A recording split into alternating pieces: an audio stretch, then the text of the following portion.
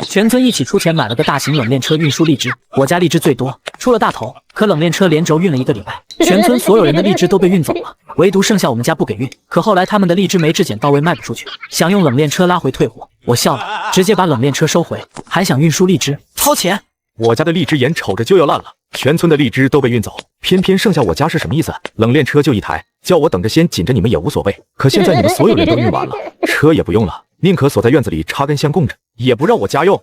彭于晏，话不是这么说的，我们不是不让你家用，现在市场是不错，但你知道物以稀为贵，第一批永远都是最高价的。等马上荔枝大批量下来进了市场，尤其是你那5、6吨，到时候我们可就卖不了那么好的价格了。你种的多还能薄利多销，那我们挨家挨户就1两亩地，你让乡亲们怎么活？看来他们不仅想着抓紧运输荔枝，赶上第一批卖高价，更是想着压死我家。丧良心的，没有这么个理的。当时种荔枝还是我带着你们种，冷链车也是我提议要买，你们拿不出钱，我家出了大头，结果你们现在倒好，忘恩负义是要逼死我家吗？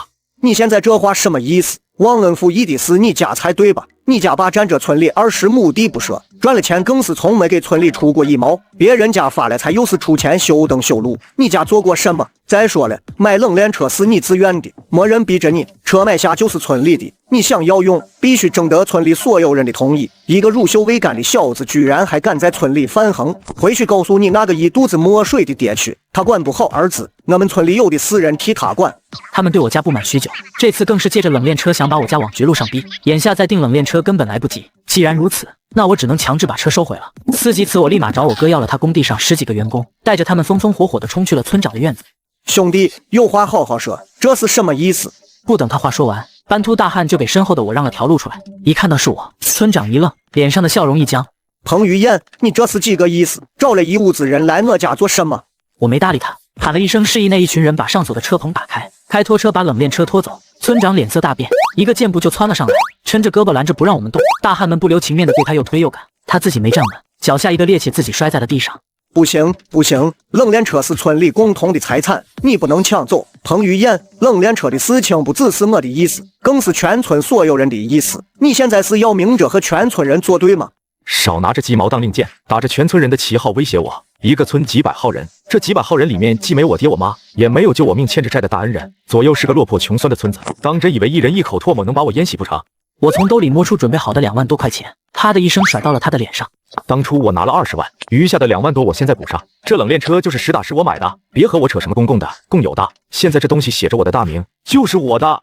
村长狰狞着脸，老嘴抹蜜地问候了我全家老小。很快，冷链车干净利落地从他院子里拖了出来。见我要开车走，村长故技重施，又是窜了上去挡住了车。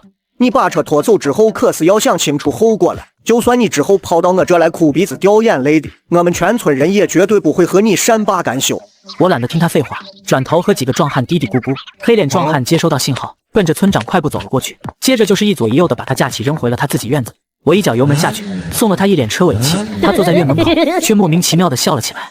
彭于晏，我告诉你，反正现在全村人的荔枝都已经运完了，也用不着这车了，你拖走就拖走好了，你可要好好等着。这 flag 可别立太早了。把冷链车拖回家后，我找几个帮工一起熬了几个通宵，对荔枝进行仔细质检。这几天里，我没少听见那帮村民们说3道4，带着全村人一起来闹事的村长更是大言不惭。你这2万多块钱就算作你使用冷链车的折损费，并且你还要公开承诺和全村人道歉反思，以后用一次就得补一次的钱，这次的事才能就此作罢。还有这闲工夫，你们的荔枝卖出去了，质检都合格了，保准不会被市场退货吗？果然，他们面面相觑，一个个憋得涨红。我曾看过村民们运出去的那批荔枝，他们为了尽快把荔枝运输出去，对质检方面有所松懈，想必那批货肯定会被拒收，还是得借我的冷链车运。村民们无奈只能纷纷离开，而我脸上的笑容更灿烂了。几年打拼，我早有熟悉的收购大老板，而他们卖荔枝只能起早贪黑的去市场上卖，再加上品质不好，根本卖不出去什么好价格。大老板来村里看我家的货那天，全村人都扒在我家的墙缝，听着风吹草动。于晏，你现在这批荔枝种植出来的品质比之前要好上许多倍，我给你今年市场的最高价，这些荔枝我全都要了。我丝毫没有犹豫就签了单子，这批货我除去各种成本，净赚了将近90万。大老板转念又说，另外我还有个想法，我名下还承包着几十亩地，准备年后让你接手，按最低价包给你种荔枝，不过成本还得你自己负担，但是量再多我都给你按这个价收。我乐得开心，刘大老板在家吃饭歇脚，顺便商量什么时候把货给他送去。可第二天要走的时候，那群村民们竟一窝蜂的全朝着大老板的轿车围了上去。大老板，我们全村都是种荔枝的，你别光顾着看他家的，他家要价那么高都是坑钱的。是啊，我们的荔枝不比他家的柴，而且价格更便宜，都给您成本价，看看我们的荔枝吧。老板，您可得听我们一句劝，有时候这做生意必须得看人品。江家那小子可是我们全村人都不待见的，一家子都不是什么好东西。他现在更是直接霸占了我们村的公共冷链车。彭于晏，真有他们说的这回事吗？没错，车是被我收回了，但事情并不像他们说的那样。接着我把整件事简明扼要的跟大老板说了一下，只见他越听脸色越黑，而村民却振振有词的各种狡辩，惹得大老板更加不耐烦。好在我早有预备，转头喊出院子里5、6个大汉，那群村民就老实的退开了。小鹏啊，我来都来了，要不就顺便去看看他们的荔枝吧，你觉得呢？我比村民们更清楚他们的荔枝是什么质量，当下就点头同意了。村长根本没工夫思考我这么爽快的松口，还只当我是开了窍，不敢再和他们对着干，立刻兴高采烈的走街串巷，张罗着全村都把自家的荔枝拿出来卖，家家户户都兴奋的把自家的荔枝拿了出来，等着大老板批阅。可他看第一批时脸色就不太好看，直摇头，连看了5、6筐后没了耐心。你们的荔枝根本不行，我那儿不收品质这么次的，而且别说我这不收了，你们放到交易市场上都没人要的。不是这样的，根本不是这回事。我们这荔枝都是好好的，做成水果罐头，果汁照样也能吃的。对呀，大不了我们再把价格降一些，保证你能得到最大的回报。大老板懒得跟他们浪费口舌，和我道别后自顾自开车走了。大老板一走，村长指着我的鼻子当场发作起来。彭于晏，你和那大老板说了我们什么坏话？教唆人家不要收我们的荔枝，今天要是不说清楚，我跟你没完。多人能做到你这般连猪狗都不如，六亲都不认的地步，我也真的佩服你。我们全村所有人到底是怎么得罪你了？你要置你的这帮父老乡亲们于死地！就是，我自问大火待你不薄，你这白眼狼怎么能断我们生路呢？有他们起头，身后的众村民个个像打了鸡血了一般，把卖不出荔枝所受的气全都撒在我头上。他们面红耳赤的吵嚷声更是一声高过一声，看着一个个狰狞可憎的嘴脸，我内心平静的没有丝毫起伏波动。阴阳怪气吃得多了，最后有本事能赚钱的还是我，而他们只是一群跳梁小丑，有功夫在这里攻击我，还不如想想怎么降低你们自己的损失。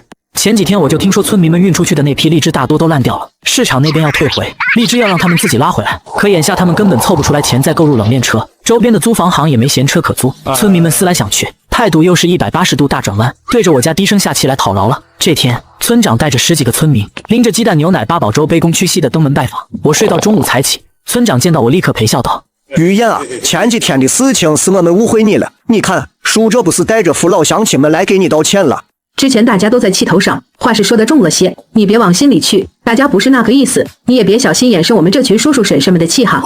对，大伙能有什么坏心思呢？不过就是心直口快了些，你就大度点别气了。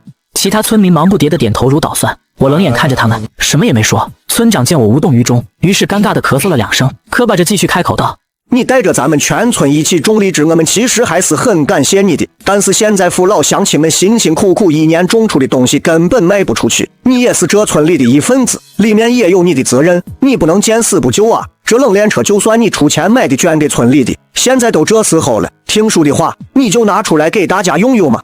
想用冷链车可以。”此话一出，村民们纷纷心里一松，脸上也有了些小人得志的笑。我又补上一句：“但你们得清楚，这钱我可以1分不落的全掏了，但不是什么所谓的我出钱捐给村里的，这是实打实我自己的东西，我自己的私人财产。你们想用我的冷链车，就按市场价格算，你们要给我钱。”闻言，村长脸上的笑容凝固了，村民们也全都笑不出来了。少1毛差1分都别想用，少来道德绑架那套！你都说我猪狗不如六亲不认了，我哪来的道德啊？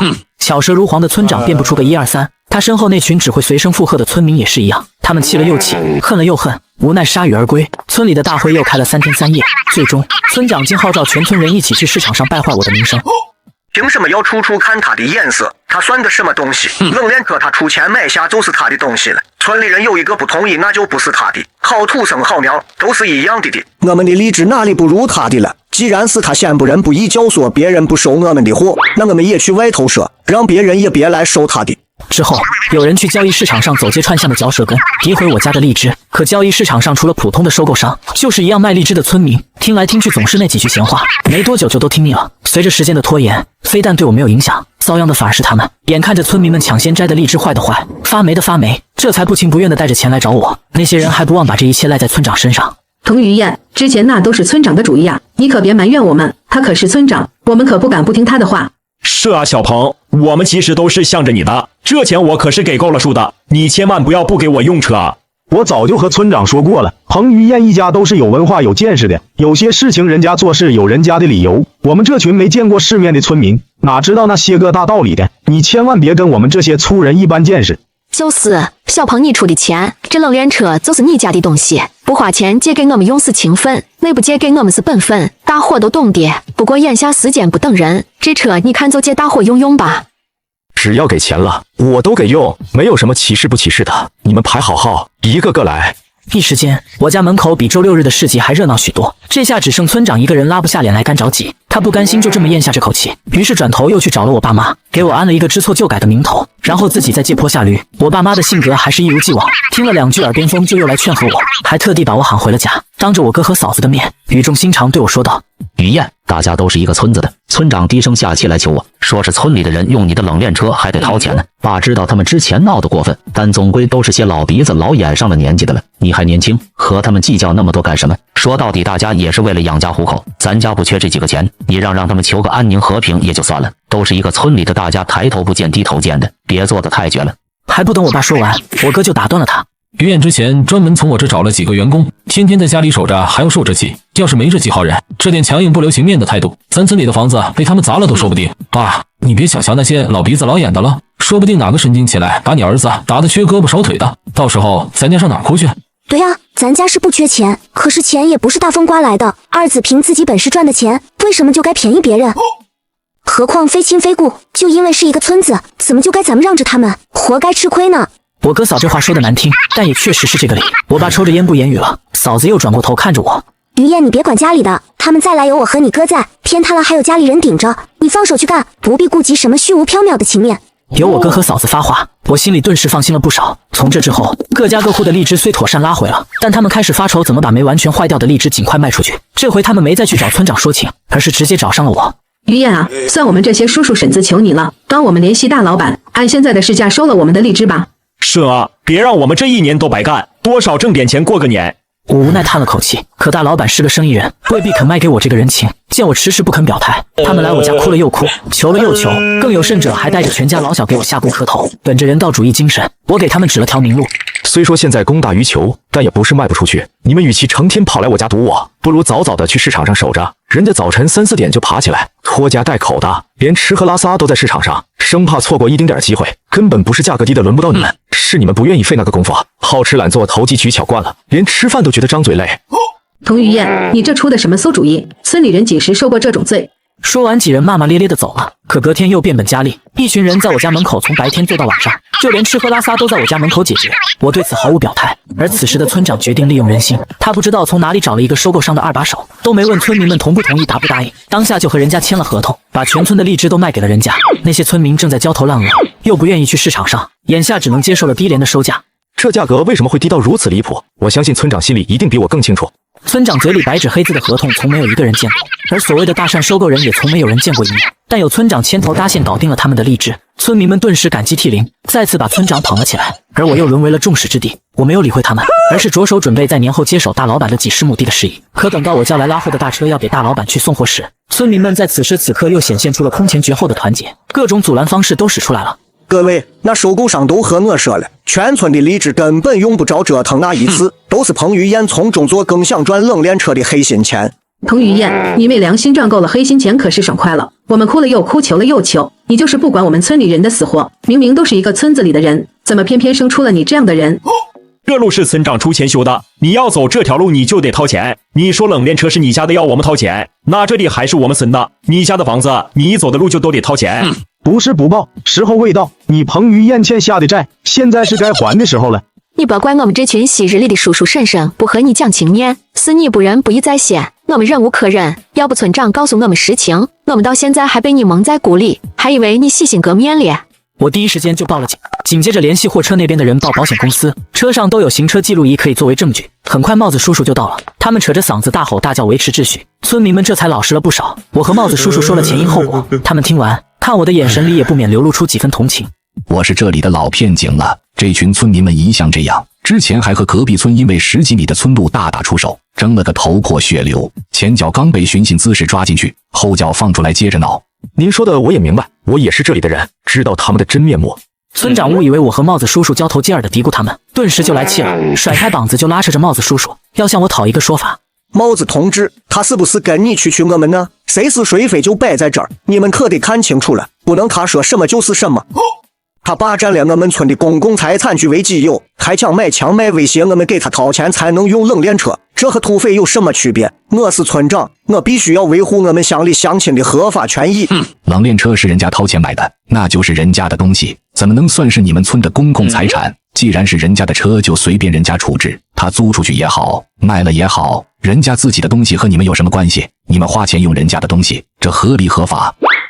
倒是你们砸车占道，口口声声讨说法，实际上才是和土匪没什么两样。这村里的路是他一个人出钱修的吗？这是政府修的。今天带头的那几个都得跟我们回去，一个都别想跑。上次寻衅滋事关了几天还不老实，这次再多待上几天好了。帽子同志，你们不能冤枉好人啊！对啊，明明我们才是受害者，我们是无辜的。帽子叔叔二话不说，把村长和那几个下手最狠的刺头扣回了帽子局，其余的涉事村民之后都要挨个被传唤调查。我这才顺利把荔枝运出了村，交到了大老板手上。路上耽搁了些时间，大老板好奇地问了我一句缘由，听完了前因后果，也为我打抱不平，安慰我道：放心吧，这事不会就这么散了的，我早就认定你这么个实在弟弟了，哥哥我肯定会帮你出了这口气。我没把大老板的话放在心上，直到过完年回村子里收拾东西，准备彻底搬家的时候，才发现村子已经大变了样。村民们如今见了我，好像老鼠见了猫，退避三舍。我这才得知，那天之后，保险公司立刻来了人要赔偿。村民们不想吃官司，由村长带着凑出了赔偿款。就在他们以为这件事到此为止的时候，一群社会闲散人士找到了村子，点名道姓找上了村长。你就是那个黑心村长是吧？嘴里一句实话都没有，还敢哄骗你们村里人，说这修路钱是你一个人出的，可实际上是政府拿的钱。你还敢把相关的修路文件藏起来，把功劳全都揽在了自己头上，每天装模作样的盯着施工队施工。什么？居然有这种事？村长当时整日唉声叹气，抱怨自己为了村子又拿了钱又费了心。原来他一直在欺骗我们，当时他还暗示我们给他掏钱送礼。之后，那群闲散人士一窝蜂在村长家里翻翻找找，不仅翻出了当年的修路文件，更是翻出了这次白纸黑字的卖荔枝合同，全是他中饱私囊的证据。我不知道是哪路的神仙好汉派几位兄弟来，恳请各位爷爷高抬贵手。我有眼不识泰山，竟不知道是得罪哪号大人物。可我上有老下有小，求求给我一条活路，以后凡事有我能做的，一定赴汤蹈火，在所不辞。求求你们这次就放过我吧。黄毛压根不搭理他。村长随后发出杀猪般的鬼哭狼嚎，差点把屋顶掀飞，而其他村民早已各自回家紧闭门窗，没一个人探出头去，甚至都没人报警。村长怕自己的大篓子被捅出去，只能打碎了牙往肚子咽，硬抗了一顿教训。可他到最后都不知道自己得罪了谁，整天胆战心惊。1个月后，村长再也受不了这种精神折磨，带着证据去了帽子局自首，之后再也没了他的消息。而村民们之前低价卖出的荔枝被收购商原封不动退了回来，答应给他们结的货款也不再作数。这一切都是村长一个人的错，您是大老板，不能言而无信的对我们这些无辜老百姓啊！你们村现在可谓是出了名，有大老板发了话，只收你们的荔枝就是和他过不去，冤有头债有主，你们自己没良心的事做多了，老天爷都容不下你们，要怪就怪你们自己。这之后，不仅是荔枝不收，村里种出来的任何东西都不收。可在一位年轻村长到任后，村民们死性不改，不愿信任他，还无端生事为难他。没多久，年轻村长不愿意再管他们的死活，家家户户都不好过，就连表面上勉强维持的和善也荡然无存了。谁看谁都不顺眼，因为一点小事就拳脚相向，恨不得置对方于死地。村里的地荒废面积越来越大，而我在多年后成为了种植荔枝的大户，承包着上百亩土地。